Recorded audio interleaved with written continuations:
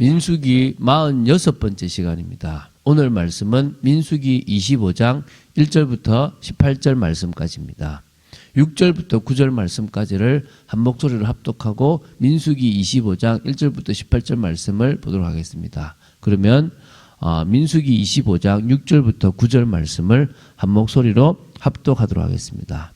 이스라엘 자손의 온 회중이 회막문에서 울 때에 이스라엘 자손 한 사람이 모세와 온 회중의 눈앞에 미디안의 한 여인을 데리고 그의 형제에게로 온지라. 제사장 아론의 손자 엘르아살의 아들 비느하스가 보고 회중 가운데에서 일어나 손에 창을 들고 그 이스라엘 남자를 따라 그의 막사에 들어가 이스라엘 남자와 그 여인의 배를 꿰뚫어서 두 사람을 죽이니 연병이 이스라엘 자손에게서 그쳤더라.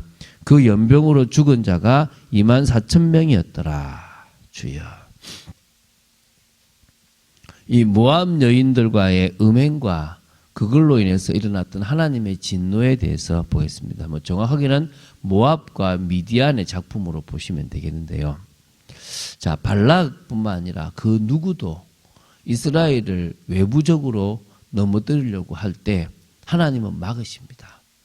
발람이 아무리 저주하고 싶어도 저주할 수 없고 발락이 아무리 공격하고 싶어도 사실은 할 수가 없습니다.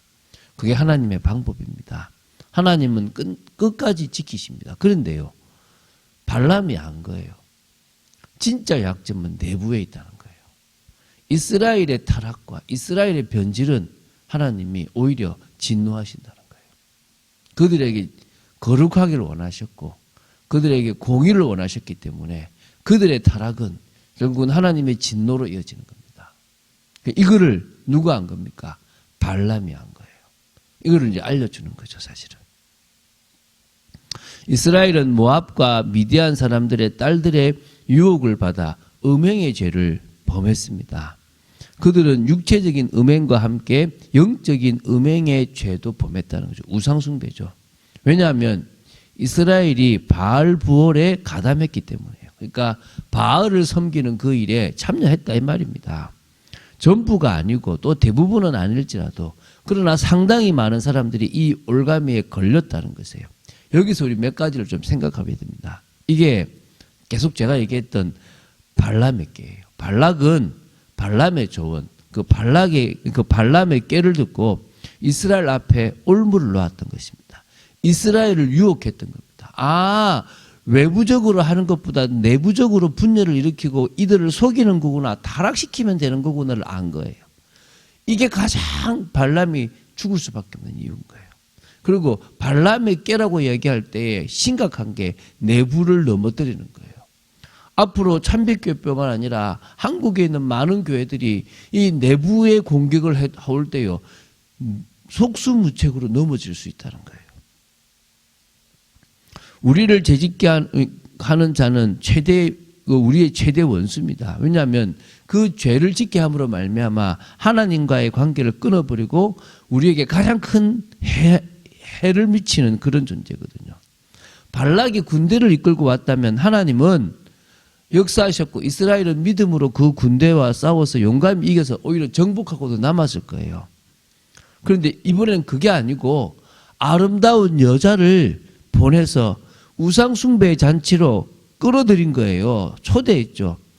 이스라엘은 뿌리채 넘어져 버린 거예요. 부끄럽게도 정복을 당해버린 거예요.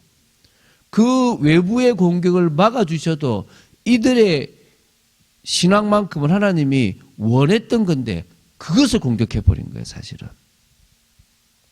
발락의 칼에 쓰러지지 않는 자들이 이제 그가 보낸 여인의 유혹에 의해서 쓰러지게 되었다라고 보시면 됩니다.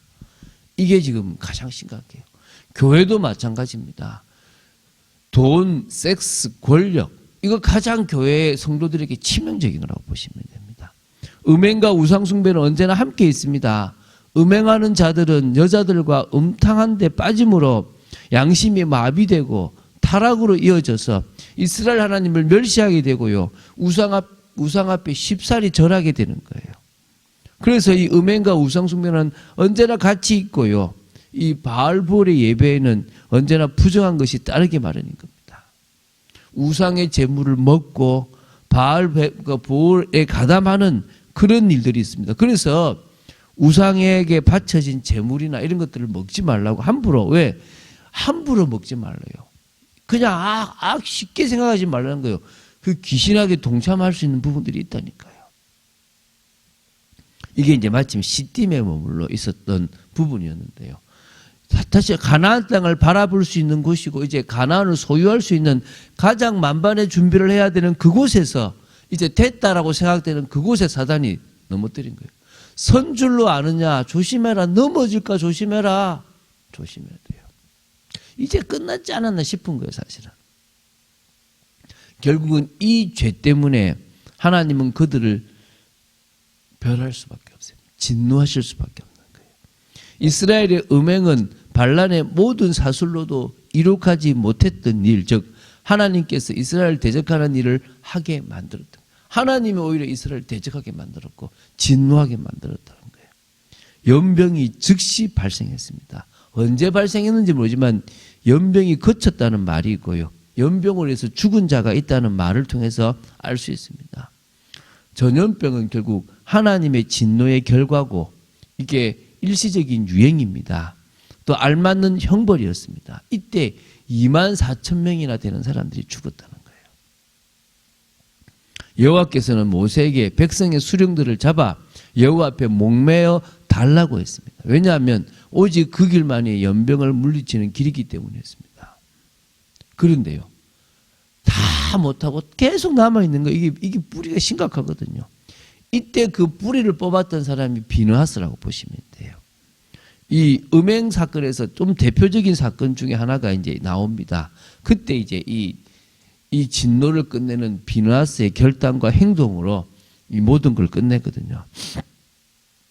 자, 시므온 지파라고, 시므온의 조상의 가문 중 한 지도자이며 살루의 아들인 시므리라는 인물이 있었습니다. 이 인물이 어떻게 하냐 보십시오. 6절입니다. 이스라엘 자손의 온 회중이 회막문에서 울 때에 주님 잘못했습니다. 하나님 잘못했습니다라고 할 그때에 이스라엘 자손 한 사람이 모세와 온 회중의 눈앞에 미디안의 한 여인을 데리고 그의 형제에게로 온지라. 참네. 뭐 하려고 왔겠습니까? 전도하러 왔겠습니까? 회개시키려고 왔겠어요? 뭐요? 자기 집에서 음행을 하려고 한 거예요. 이게 지금 얼마나 심각합니까? 근데 이 여인이 누구냐? 미디안 백성의 한 조상의 가문의 수령의 딸이에요. 고습이라고 이름도 나와요. 그 당시에 유명했던 사람이라고 보시면 됩니다. 결국은 막사에서 음행을 저지르고 있었던 것입니다. 이 시므리의 이 행동은요, 민족적 정의에 대한 모욕이고 결국은 반항이고요, 하나님에 대한 두려움을 버렸던 아주 악한 행동입니다. 그의 행동은 이 신앙을 모독하고 멸시하는 것입니다. 이때 비느하스가 하나님을 대신하여 거룩한 분노를 일으킵니다. 그는 시므리의 오만한 행동을 보고 거룩한 의분을 느끼고요, 기도하는 자리에서 일어나서 그의 창을 들고 그의 그 음행하는 죄를 범하는 그 자리로 따라 들어갔어요. 창으로요. 두 사람을 찔렀어요. 그 사람을 꿰뚫어서 죽여버린 거예요. 그게 7절 8절에 나와요. 하나님을 대신한 비느하스의 이 거룩한 행동으로 인해서 하나님은 이스라엘에 내렸던 진노를 그쳐서 연병을 즉시로 그치게 하셨던 것입니다. 그리고 비느하스의 명예를 높여주셨습니다. 잘못하면 그 가문의 적이 될 수 있었는데 그것이 진정으로 하나님이 기뻐하신 일임을 보여주셨어요. 그래서 평화의 언약을 받았다는 것입니다. 11절에 보면 제사장 아론의 손자 엘르아셀의 아들 비느하스가 내 질투심으로 질투하여 이스라엘 자손 중에서 내 노를 돌이켜서 내 질투심으로 그들을 소멸하지 않게 하였도다. 여러분, 이 지금 질투라는 단어가요, 나쁜 단어가 아니에요. 열심이에요. 하나님은 열심히 우리를 사랑하시고 하나님은 우리를 향한 그러니까 우리에게서부터 사랑을 받고 싶어 하시는 게 질투예요. 남한테 그 사랑을 뺏기지 않으려고 하는 겁니다. 나는 여호와니 이는 내 이름이라. 나는 나의 찬송을, 나는 나의 영광을 다른 자에게, 이 우상에게 뺏기지 않겠다라고 하셨어요. 이게 질투예요. 그런데 문제는 인간은, 여자는 그 질투의 화신이 되면 복수를 하는데 악하게 해요. 그런데 하나님은 그것을 가장 공의로 진노를 하시는 거예요. 그게 차이지, 이 질투라는 것이 나쁜 것이 아니에요. 원뜻은. 이 12, 13절을 보면요, 이때 비느하스의 중심이 잘 나타납니다. 그러므로 말하라, 내가 그에게, 하나님이 중심인데요, 내 평화의 언약을 주리니 그와 그의 후손에게 영원한 제사장 직분의 언약이라. 그가 그의 하나님을 위하여 질투하여 이스라엘 자손을 속죄하였습니다. 이스라엘 자손을 위해서 중요한 일을 했습니다. 그래서 이것은요, 제사장 직분이 영원토록 그 가문에 이르게 만드는 축복이었다는 것입니다. 우리가 비느하스처럼, 영적 비느하스처럼 일어나서 교회를 개혁하고 또 우리 개인이 바뀌어지고 가정을 바꾸는 그런 축복, 그래서 사회까지 변화시키는 영향력을 미치는 일이 일어나야 될 줄로 믿습니다. 그리고 하나님은요, 이 일의 주동 세력 중에 하나였던 미디안을 심판합니다. 물론 모압은 당장은 안 해요. 그래서 형제 백성이기 때문에 놔두셨고요, 나중에 모압은 결국 심판을 받게 됩니다. 근데 먼저는요, 미디안에 대한 저주를 이야기하십니다. 칼로 그들을 벌하시겠다고 하셨습니다. 그래서 17절에 미디안 사람들을 대적하여 그들을 치라고 얘기합니다. 왜, 이유가 뭡니까? 18절에 미디안들이 속임수로 이스라엘을 대적하되 부올의 일과 미디안 지휘관의 딸 곧 부올의 일로 연병이 일어난 날에 죽임을 당한 그들의 자매 고습의 사건으로 이스라엘을 유혹하였기 때문이라는 거예요. 여러분, 사단의 유혹을, 또 사단이 하는 모든 일들을 이겨나가야 돼요. 왜 우리가 은혜 속에 있어야 되느냐? 그러면요, 세상 걸 끊어야 된다가 아니라 세상 싫어져요. 주님과의 관계 속에서 정말 더 깊은 은혜 속으로 들어갈 수 있는 거예요. 그래서 여러분, 자원하는 심령이 믿음의 삶의 핵심이 되야 되는 거예요. 자원하는 심령, 주님 앞에 드려지고 싶고 주님과의 관계를 하고 싶은 그 시간이 가장 복된 겁니다. 이번 주에 그 얘기를 계속 할 거예요. 저는 참 그것을요, 23살, 23살, 4살 때 받았어요. 너무 감사해요. 근데 그거를요, 제 교만함으로 놓쳐버렸던 거예요. 놓치지 말았어야 되는데 계속 겸손하게 더 주님과의 깊은 교제 속으로 들어갔다면 정말 영적인 것을 더 깊이 체험하지 않았겠나 싶은 생각이 듭니다. 오늘 우리가 그런 중심으로 나아가야 될 줄로 믿습니다. 응답받는 여러분 되시기를 주 예수 그리스도의 이름으로 축원드립니다. 주는 그리스도시요 살아계신 하나님의 아들이심을 고백합니다. 정말 저희들에게 은혜 주시고 믿음으로 나아가는 축복 주시고, 이 사단의 유혹 중에서 가장 큰 음행, 또 우리로 하면 타락, 아버지 하나님 우상 숭배, 이것을 싸워 이길 수 있을 만큼 영적인 힘이 있게 하시고 우리에게 주님을 향한 자원하는 심령이 있도록 지켜주시옵소서. 주 예수 그리스도 이름으로 기도드립니다. 아멘.